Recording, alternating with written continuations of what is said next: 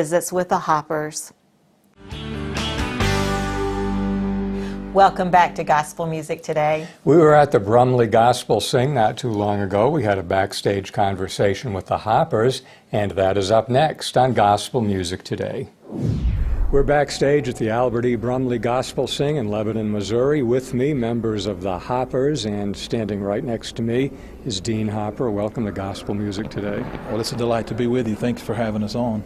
Dad's not up here. I think he got caught talking, and and my brother. We have a whole bus full now, brother. All right.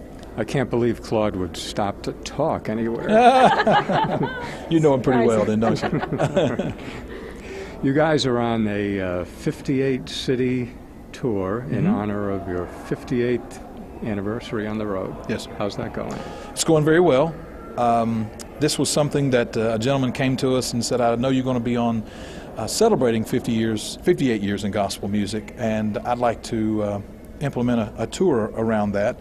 And we show some history of our family and the group, but also where we're going and what's going on. And it's just a positive move toward the future, not a retirement by no means. Yeah. Of course, I think Mom's ready to hang at the house a little bit after 58 years of being on the road. But it's good. It's a refreshing, and we've got a new album we're working on. We'll hope to have that ready by the first of the year. And Kim's getting ready to do a solo recording, and then we have this new quartet.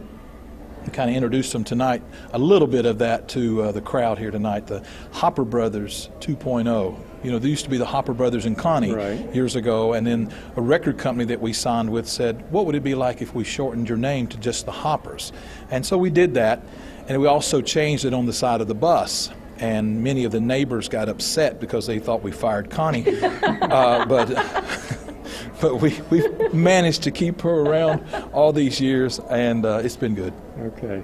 That was a good move to keep Mom around. I know that went a little bit longer than what you maybe had anticipated, but man, the story can just keep rolling. Yeah, I bet after 58 years, that's a long story. Yeah. Tell me about the project that you're working on, the CD project. Well, this will be my third solo CD, and I'm thinking about doing, the first thing being just some hymns and songs that people would recognize, and doing it real acoustic, just a lot of guitar, sort of a Dolly Parton kind of feel, and then after that, then I hope to pursue something else in a little more of ballads and orchestrated type CD as well.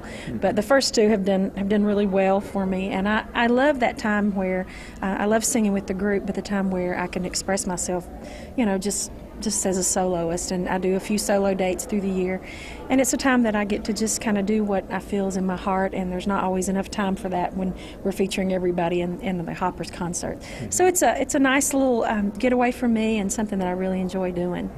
Well, one of the great voices in gospel music for many years. It's going to be good. Well, thank you so much. I appreciate that. It's good to see you. We just saw the Hoppers on stage. Good to see you back on the road. You had a little bump in the road for a while. I had a rough patch, you might say. Yeah. But, it's good to be back on the road, and I've always loved the music. Forever and ever, I love this music, and so it's good to be back out here. But I had cancer 35 years ago, and God really did a lot for me. He just touched me mentally, spiritually, and physically, and He took care of everything. He gave me 35 more years, and then I believe it was August, I just went in for a routine checkup, and they found a little place, and they said we need to take care of that. And I just thought back to, I'd studied in faith all those years ago, and I would quote those scriptures, but I found out that when the living word comes and He brings that written word of life alive in your heart and in your life, something's going to happen. I found that out a long time ago, so I just said, Lord, I'm trusting You. I'm trusting You totally with this, and so far my reports have been good, and so I just do what I do, get up and do what I do, and praise Him and thank Him.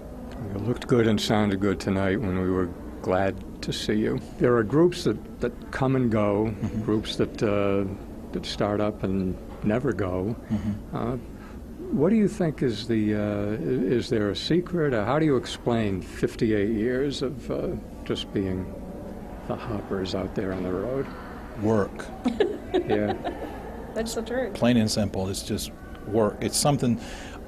My dad went to see his first gospel concert when in '56, saw the Spears and the Blackwoods, and he was inspired by Dad Spear that night.